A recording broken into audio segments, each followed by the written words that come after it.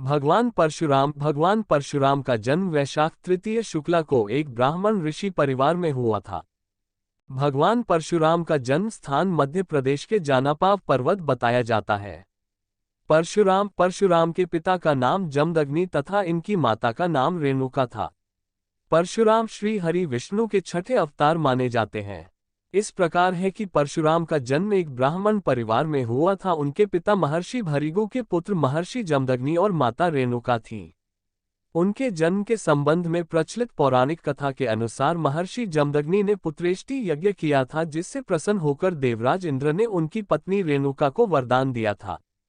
इस वरदान के परिणाम स्वरूप ही उनकी पत्नी रेणुका के गर्भ से वैशाख की शुक्ल तृतीया यानी अक्षय तृतीया को पांचवें पुत्र के रूप में परशुराम का जन्म हुआ। परशुराम का जन्म स्थान मध्य प्रदेश के इंदौर जिला ग्राम मानपुर के जानापाव पर्वत था।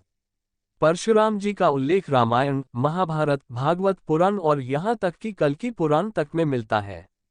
वैसे उनकी लोकप्रियता का सबसे बड़ा कारण अहंकारी और धृष्ट है वंशी क्षत्रियों का पृथ्वी से 21 बार संहार किया जाना है।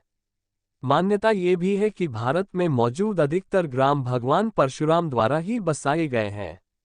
उनका प्रमुख उद्देश्य पृथ्वी पर हिंदू वैदिक संस्कृति का प्रचार प्रसार करना था।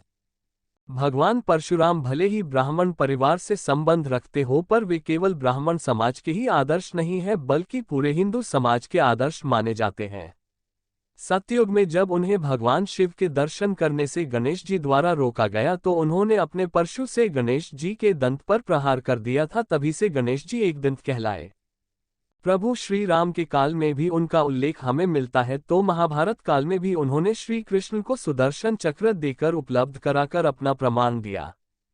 इसी वजह से यह कहा जाता है कि कलिकाल के अंत में भी परशुराम अवतार अवश्य ही दिखाई देंगे।